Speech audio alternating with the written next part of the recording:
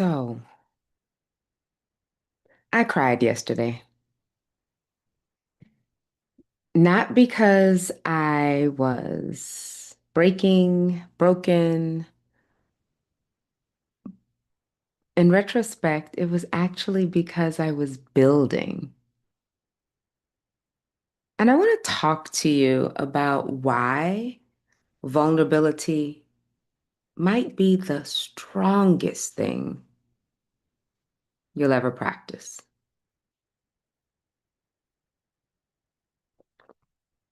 Hey, friends. This is day 22 of the Grief and Joy Daily. And yesterday really felt like I still hesitate to say it, but it really felt like a foray into leadership territory. Like I wasn't polished. I, it, I'm never perfect. Never is a tough word, but it wasn't perfect. It wasn't polished. I didn't think I was gonna cry, and I did. It was really honest. And there was that moment of I could delete the whole thing and record again. Should I start over? But I left it. I I didn't go back and look at it though. Anyhow, it was honest. And that is cool. That made me proud of myself. There's a number of things when I reflect on vulnerability that come up for me. And let's see if I can get this right. Vulnerability is strength regulated. Tears do not mean you're draining out. And vulnerability builds trust with yourself first. So, when I say vulnerability is strength regulated, we often think, or I think, that I've been taught that strength looks a certain way. Strength is stoic. Strength has a serious face. Strength is, right, I had to make that voice. It's unshakable, rigid, tight. But as I'm leaning into the expanse of all of me and all of the emotions, including the tears, I'm feeling like real strength is this openness, regulated, powerful, expansive openness. It's not the lack of emotion, it is being emotional without collapsing, or even being emotional, collapsing, and getting up, right? It's feeling deeply without abandoning yourself.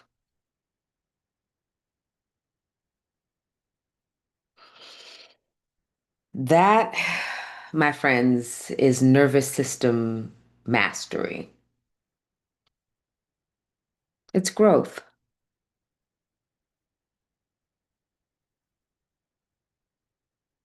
It's love.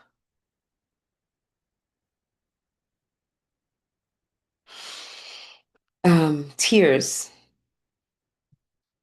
Tears are often uncomfortable, not only for the person crying, but really for the person observing the person crying.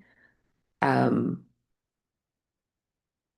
you hear the term bleeding out. So the tears, they might feel like they're draining out, but I don't know. You can be exhausted after like an ugly cry. You can. But yesterday didn't drain me. It actually strengthened me. Why? I often say to one of my friends, we spoke today as well. She doesn't always like crying. And I'm like, well, think of it as leaking, thinking of it as a pressure cooker and this off, just this valve that oh, that I think something went wrong with my sound. I'm just trying to see if I can fix it. Something popped up on my screen. Okay, I think the audio is better. I hope it is. What was I saying? Tears, and the discomfort for the person observing versus the person actually crying. And my friend doesn't like it. And I said, well, think of it as leaking. You're relieving some of the pressure, you're letting off some steam. So those tears coming out allow some expression. You're actually leaking the emotion. There might be so much emotion that all of it can't come out at once, that it's leaking emotion, expressing truth. Yeah. And it's not vomiting it. There's this slight difference, I guess, with the intention of the awe and surprise of it all. Leaking or allowing some of the emotion to come out, I think is a good thing. And it's a different way of expressing truth. Like if we suppress the emotion, we hold it all in. It's like the compression of holding it all in is exhausting. And I remember that with my daughter. Oh my goodness. Even in elementary school and kindergarten, Seaway had this feeling, belief, way of being that she had to be a certain way in kindergarten. There was a lot of pressure on herself to be in kindergarten. And she was a people pleaser and she had to help her friends and do all these things. And she would just be spent by the end of the day, like literally exhausted, falling asleep on the train, needing to carry her, and the crying spells. So that's an example, my Seaway, of how she suppressed her emotions. She held everything in, stiff upper lip, that stiff, rigid way of being. And she exhausted herself. But yesterday, as I expressed and felt my emotions and tears leaked out of my eyes, I felt this deep expansion, expanded awareness of who I am, expanded awareness of who I'm becoming. Yeah, the tears might not mean you're draining out. And then the trust, vulnerability, building trust with me, with yourself. Before anybody else can trust you, you got to trust yourself, right? Trust that you can feel, you can stay, you can say how you're feeling. You can actually survive. You can actually survive your own honesty with yourself. I think that's power. I've had to realize and shape and state and journal some truths that might have been, no, not might, don't sugarcoat it. I've had to work through some truths that were uncomfortable about myself. And I survived. I survived my own truth about myself, who I was, who I am, who I'm becoming.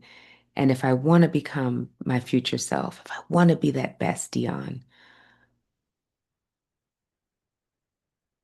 there's some parts of me I have to let go and face up that they were not beneficial for me. They may have lacked the level of maturity that I envisioned for my future self, for the expansive being that I see myself as, that I'm growing into. Um, and after loss, after loss by suicide specifically,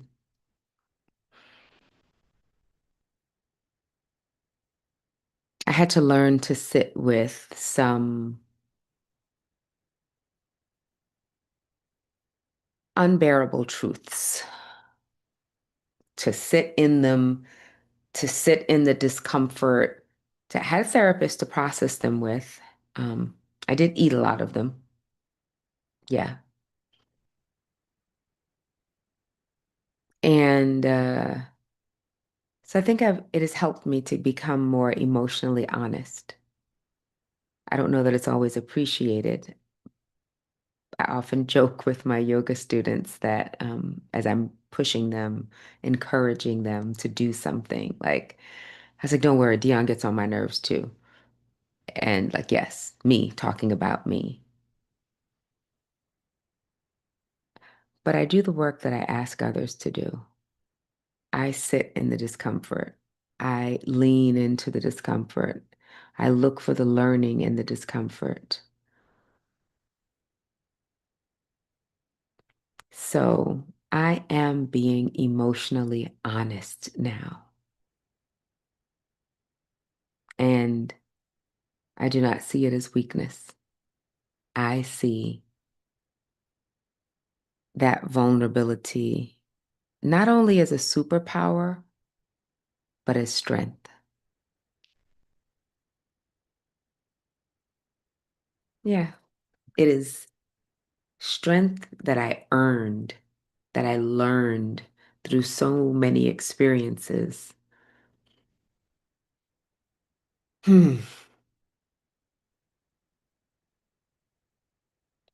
I don't, yeah, I think there may be some learned behavior as I think I've shared in some of these dailies that my family hails from the Caribbean. And I was speaking with another sister, she's Jamaican, but I see it in us a lot. And maybe it's not just the Caribbean, but that's my come from, right? That we have to hold it together. And now I'm learning, I'm understanding, I get that holding myself honestly creates connection. I don't have to hold it together in a rigid way to be respected. I can exhibit emotion. I can cry. I can share. I can emote. And that holding myself, not in a rigid way, is expansive and honest. And that honesty, that vulnerability creates a level of connection.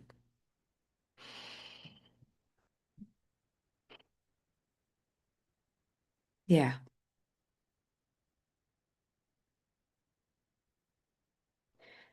And as I reflect on my journey and saying how I ate some of my emotions, right?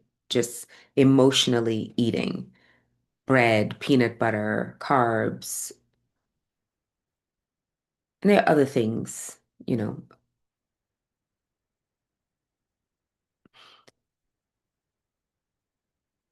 And Well, I'll just ask the question instead of explaining it and see how it lands for you. But where might you be numbing yourself or confusing being numb, devoid of emotion with strength?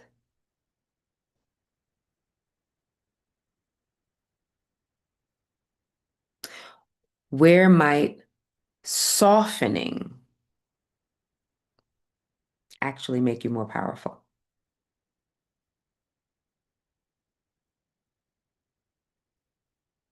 Yeah. Hmm. My friends, let's go to the card.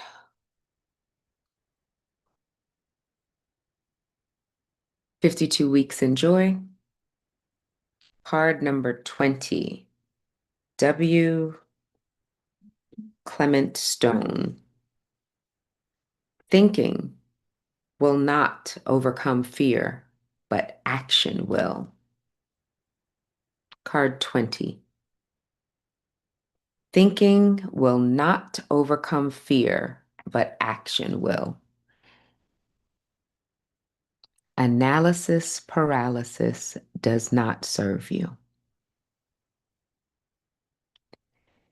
Even if it is calling someone for support or going for a walk, what action can you take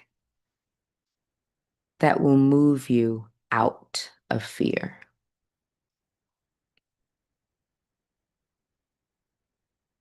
What action can you take that will move you out of fear?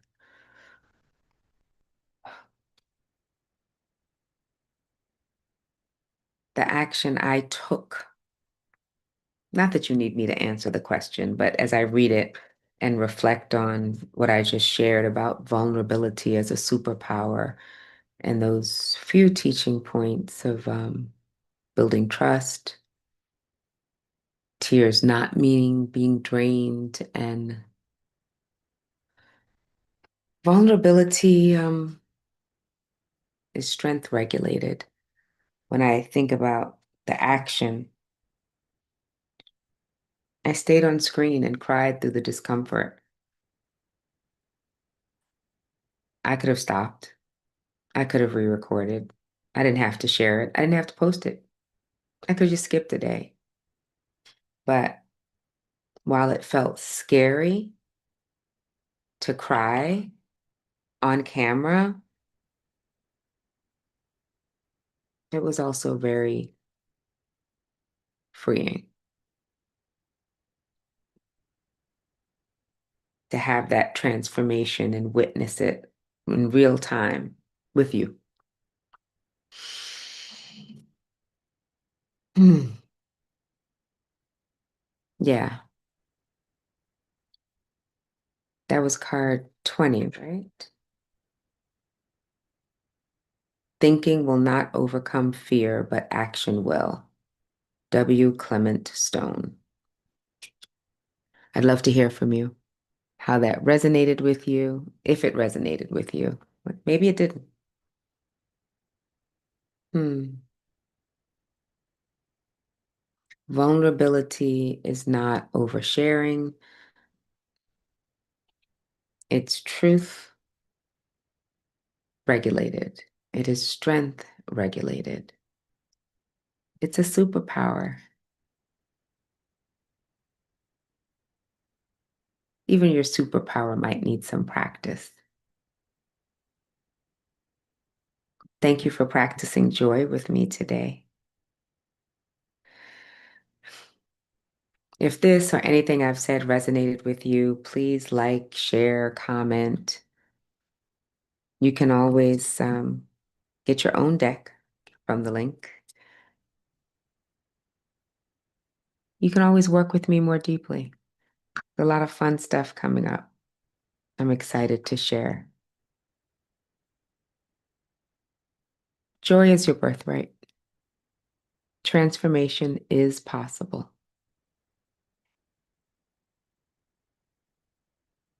I'll see you tomorrow.